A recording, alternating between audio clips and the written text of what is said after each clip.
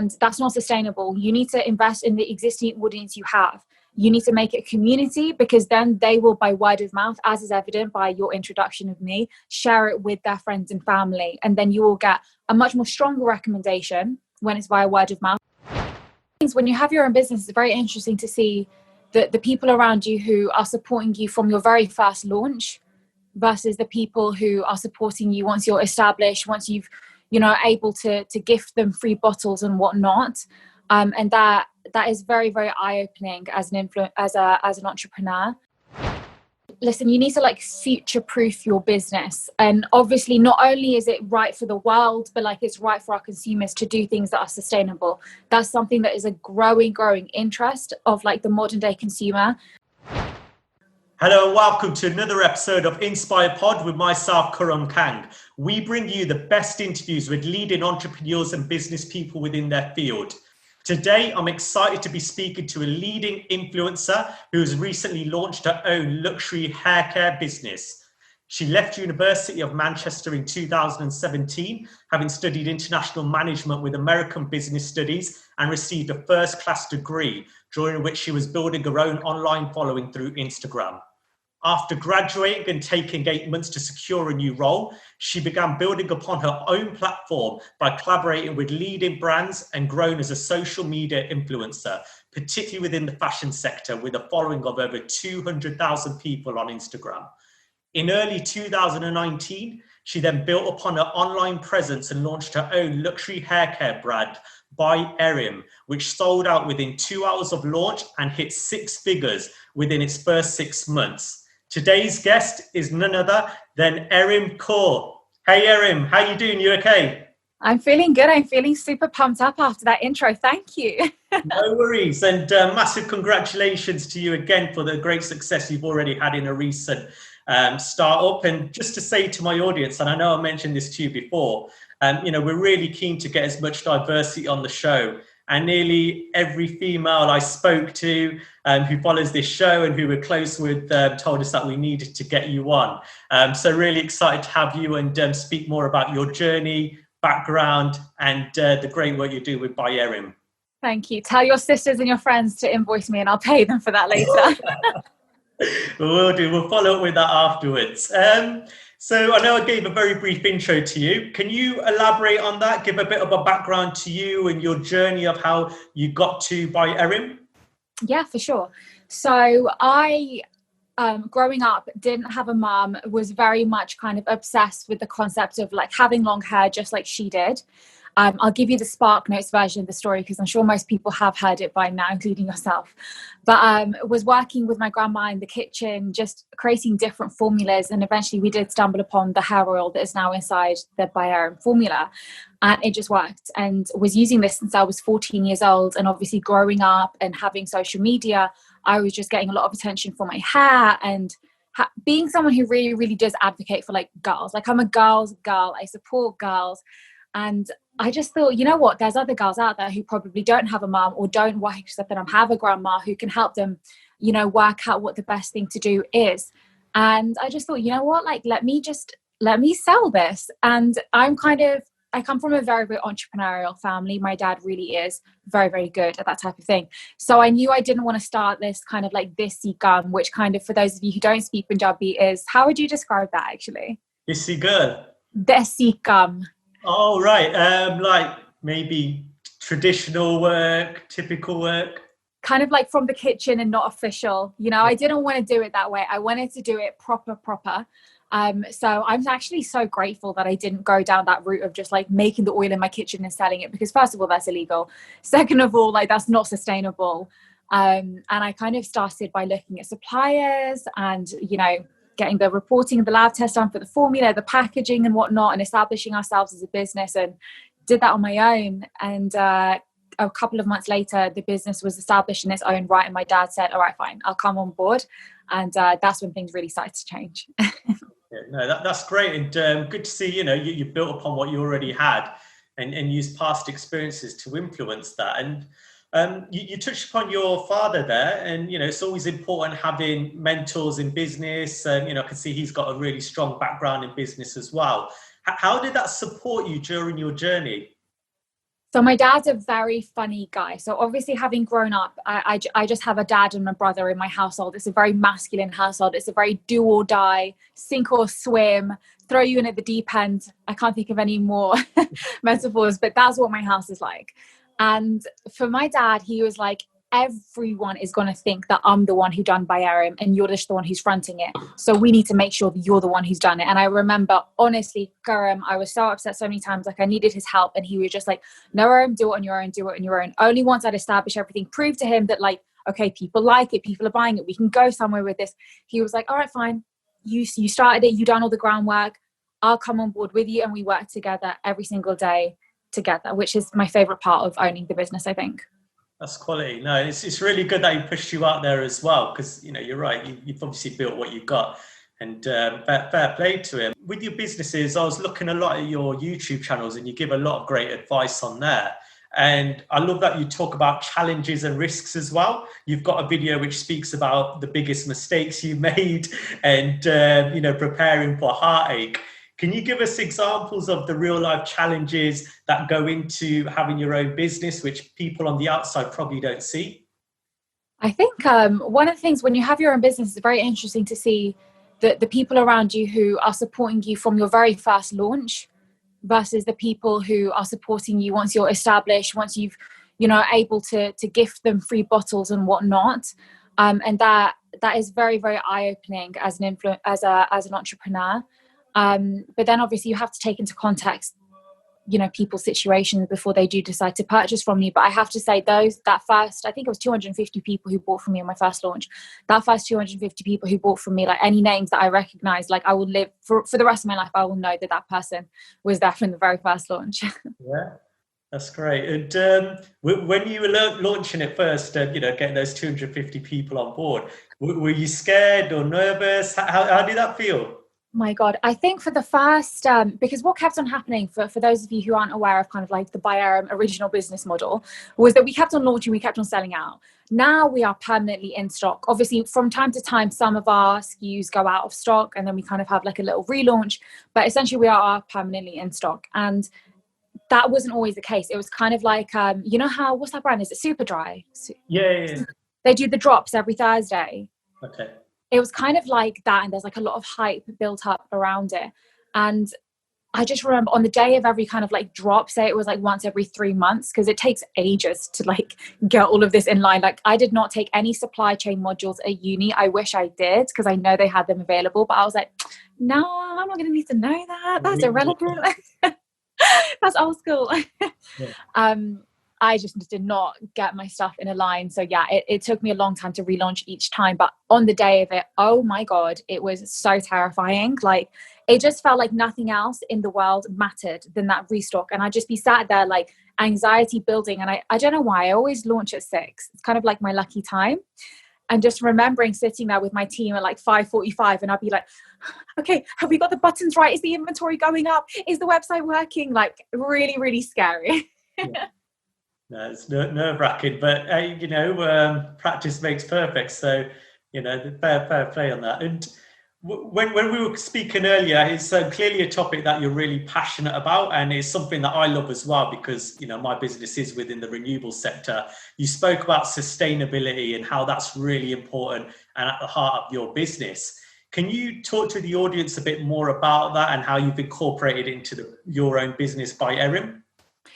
So, listen, you need to like future-proof your business. And obviously not only is it right for the world, but like it's right for our consumers to do things that are sustainable. That's something that is a growing interest of like the modern day consumer. So especially having such a socially aware audience who are very kind of like, they know about me because of social media. Most people who are on social media are probably aware of all of the issues to do with climate change and obviously renewable energy, in your case, recycling, packaging, all of that. I couldn't leave myself open to any flaws. And as someone who really does, like I was in Green Club when I was at secondary school, I just really needed to make sure that the packaging was on point. So we have a glass bottle. Obviously, this is completely recyclable. We have a paper sticker, which will obviously dissolve when recycled, so the glass bottle can, you know, fully go on its little path. The packaging is fully recycled and recyclable that it comes in, which is something that I'm so proud of. And it definitely is an evolution, and as I'm sure you can probably identify with this as well, Karan, where you kind of start from one place. I was using bubble wrap at the beginning, and that's probably not the most sustainable, but over time I managed to get instead of bubble wrap lined envelopes, completely paper lined envelopes, and then instead of bubble wrap I was using a recycled cardboard box. Yes. So it really is an evolution, and I'm very grateful that I have people around me who believe in that vision as well. But how did you find it? Did you feel that you were the first kind of in your team to speak about sustainability, or was it something that naturally came to you and everyone? So I actually fell into it. So I actually started recruitment about 8 years ago within construction sector. And then I joined a leading business which focused on energy, and I was just drawn to it. And my managing director at the time, she was really passionate about sustainability, clean energy, renewable energy. So working in that market, it just grew. You're speaking to people in that business, wanting to make a difference. And in the past 2-3 years, I've seen a huge rise in social awareness, which you're talking about there yourself. More people are talking about it. You see like David Attenborough's documentary on Netflix, and it seems like everybody's now listening to that. And, you know, but having worked it for so many years, you know, it just becomes second nature. But, you know, it's great to see businesses are now catching on, and, you know, startup businesses like yourself see it as so important as well. It will definitely be the future. Yeah, definitely. We're actually going to be in I think it's the Europe's or the UK's first carbon neutral warehouse as well, which I'm super proud. Yeah.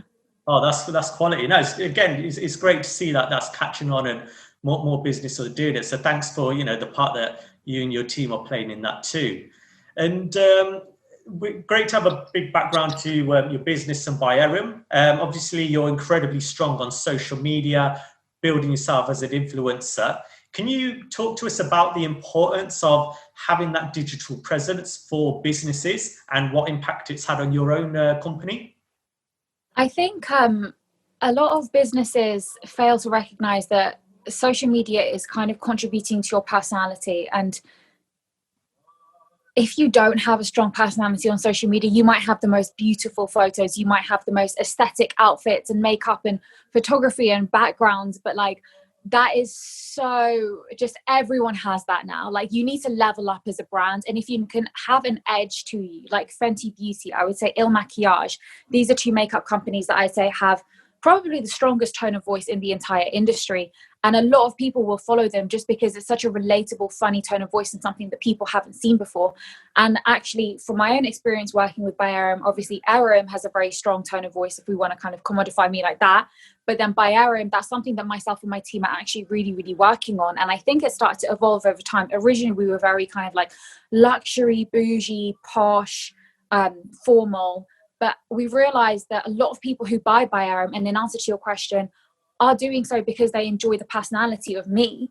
There needs to be a greater kind of parallel between the two. So we've started to edit the ByErim tone of voice. So she's a lot more friendly, a lot more kind of girly. I'm quite a girly person, a bit more youthful. And that seems to be really, really resonating with our audience. Wow, that's quality. And, you know, I think I mentioned it at the beginning of when we started speaking, I don't know anything about Instagram. I started using it, but seeing the influence it's having on businesses, like even like Post Malone, he, you know, launched that, you know, I think it's Mason 9 wine, and it was the fastest selling wine in US history. And really? It just comes from his social media background and the huge personality he's launched as an artist. So, you know, it's definitely, again, you know, huge influence moving forward. And just to break it down, could you talk to us about the steps in which you took to build your following, which led to building your own business? Yeah, so for me, it honestly, and I know a lot of influencers say this, but I really do mean it, Karan, like it wasn't necessarily a mistake, but it wasn't something that I was aiming for. I was working at Cloud 23, which is like a really bougie bar in Manchester. I was on the door and I was getting dressed up literally every single day. And I was living in Manchester. So I was just getting my flatmate to take photos of me because I was like, I look really cute. I'm wearing a dress. I got my makeup done, as most people would, you know. And I think my personality is quite, or maybe not my personality, but maybe I think my energy is quite strong, in the sense that like I really didn't have a mum or sisters, and I think that really kind of is quite evident in the energy that I give off. Like I love being around girls and talking about girly things and just like learning from my peers. And I think I magically attracted girls who had that same thing. They were looking for a sister. They were looking for that kind of like female true companionship. And my page just started to grow like that. And it honestly, there was no concerted effort. I was just posting what I thought was pretty pictures and just being myself on my story. And it just started to compound, you know. And I think the strongest way to grow your following is through word of mouth. A lot of influencers and a lot of brands use, and it's not to say that these are bad tactics, because once in a while I will do a giveaway, but consistently doing giveaways every single day, doing kind of like buying followers, obviously I would never do that.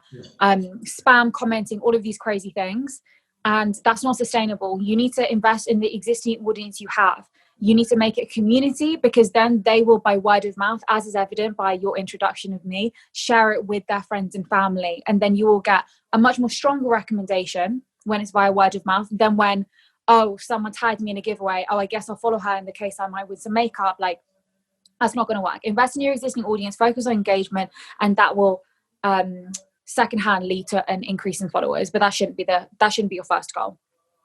Love that. And you mentioned a word there, community. And hearing you speak on your own platforms, you always talk about that community, and you always use the term sisterhood. Could you elaborate on that and the sisterhood you've built with your following? For sure. I feel the South Asian community needs a sisterhood. It's quite difficult. So for instance, I myself, I believe it's called second generation. Like my parents were born here. Am I right? Yes, so I'm second generation. A lot of my peers are first generation. So that means that there are certain issues that they might not be able to talk to their mum and dads about. But if you don't have sisters or siblings, who are you going to talk to about these things that are very, very relevant to the South Asian experience? You might have friends, but they might not be from the same place. For instance, myself, I grew up in a very, very non-Asian area. So I didn't have anyone to kind of like understand the problems that I was facing. So I think there needs to be a sisterhood. And if I'm able to facilitate that, then that's fantastic. If there's other sisterhoods in the world available, like I just want everyone to have someone. Love that. Just moving on to the next part. We asked our audience, we didn't mention who our guest is, but I gave a bit of a background. Some of them could probably work out who it was. What did you say? So I said that we're speaking to a leading influencer within, luxury and branding and fashion, and that you've recently launched a successful hair care. Oh my God, okay. So they probably... So she's 5'5", she has really long hair, she has black eyes, her name begins with E. I should have just tagged you in it. You should have tagged me. Yeah, we put that up on Instagram and my LinkedIn, and it's just to get our community a bit more involved. So we asked them for a few of their questions as part of the next one. Oh, cool. First question's from Serena Singh. This was through LinkedIn. What were your original goals when you first started your social media pages? To find sisters who could relate to me. And I was just like, let's be friends. Not really outwardly saying that, but like, I think projecting that energy, just like, yo, what's your tips on shampooing? What's your, you know what I mean? Like I was just talking and people were speaking back to me, which is pretty cool. Wicked. And the second one is from Loic Diasia. And this was from LinkedIn. What challenges have you faced during COVID-19 on your business, and how were these challenges overcome? I think shipping was really, really difficult. Obviously, Royal Mail and everyone went contactless, and that just meant that there was just a whole palaver. People were just confused as to where their packages were. I think, as was the case for, I'm sure, every business was suffering with this. So yeah, that was actually really, really difficult and frustrating. And the third question is from Amina Ali on Instagram. What are the most important steps to take when you're manufacturing and creating your product? Okay, so you need to make sure that you have like NDAs and contracts in place so no one can steal your formula or like share it with competitors. You need to make sure it's fully legit, like lab tests, reporting, complete, signed off, everything. And thirdly, you want to make sure that you're picking like a manufacturer or a supplier or whatever it is that you're doing that gets you, because my one, they were very like supportive with the small quantities that I was ordering at the beginning. And obviously now things have changed. And I think that was a good gamble on their part to believe in me from the start. So I'm lucky that they saw my vision. Love that. And just to follow on from that, before you set up your business, and it was an idea at first, did you ever see yourself getting that detailed into the actual product creation, and how's that differed from what you first thought it would be like? So we had the formula already made, and it was at that time a very grandma formula, like a spoon of this, a dash of this. And it kind of took me a while with the lab to kind of formalize it, 50 milliliters of this and 20 milliliters of this and 100 milliliters of this. And that kind of like, we had several iterations of the original formula that varied, honestly, maybe 1%, 2% of each oil to get the exact one that my grandma wasn't able to provide me, obviously, with the exact measurements. But I had that formula down. So that wasn't an original issue for me. I think the bigger issue was kind of understanding like the rules around like within the EU and like the legalities in terms of selling a cosmetic product and But honestly, just do it by the book, because you don't want to have like a black mark on your history of your business where you have to like defend something that you said. Just do it by the book from the start. No, I'm glad that you mentioned that, because if anybody at home is starting their own business or taking something that they've been doing and making it legit, people don't assume how important it is to look at tax, look at laws. They think they could just put it on, and then you're going to be hit by like loads of bills and legal issues 100%. down the line. And fundamentally, when it's a cosmetic product, a consumer is applying that to their face or to their hair. If something goes wrong, you're getting sued. Like, you need to make sure that like you have all your ducks in a row. You need to make sure that it's a safe product. That's bottom line. Safety is key.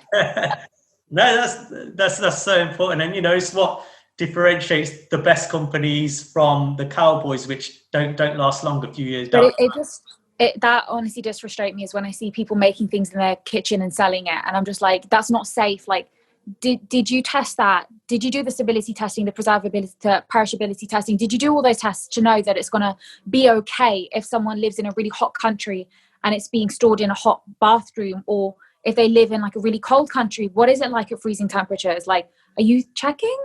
Yeah, because that's going on someone's face. And that's why I'll be using yours, because I know where it's been. And it's very passionate about my safety testing. No, it's not going to be somebody from their garden or something. No, people are crazy. Yeah. And moving on to the last part, it's like we see on a lot of interviews, a quick fire round, so it can be answered between a word and a sentence. First question: what impact do you want to leave on the world? I want less girls to feel alone. Second, what is your why?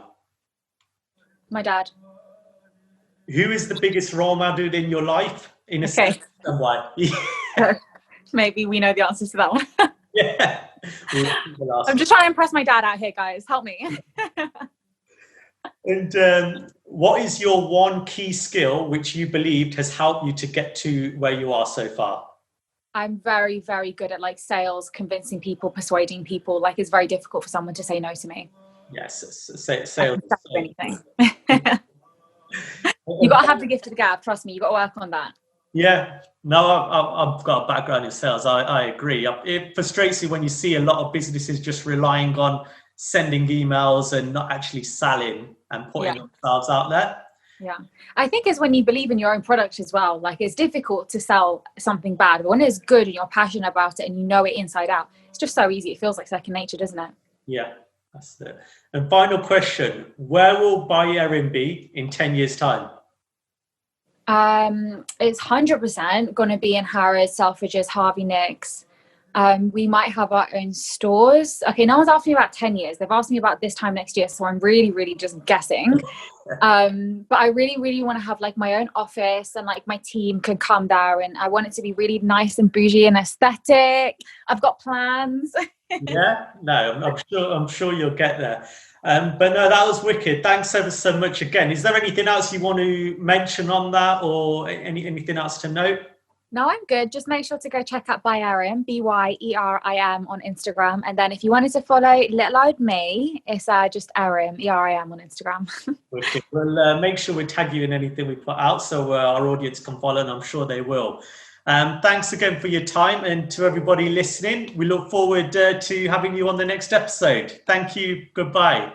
Bye. All right.